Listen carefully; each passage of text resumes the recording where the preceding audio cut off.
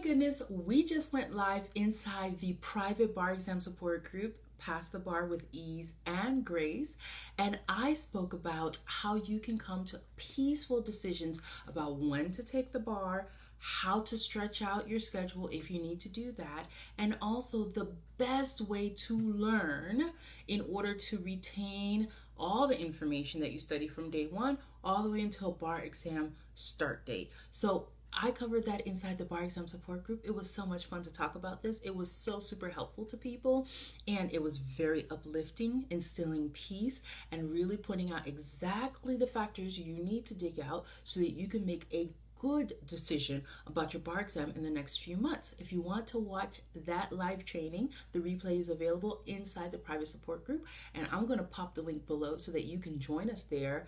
Avail yourself of that video and tons more, because I go live every week teaching on topics that you so need as a bar exam taker. Join us in there. I'll be happy to welcome you.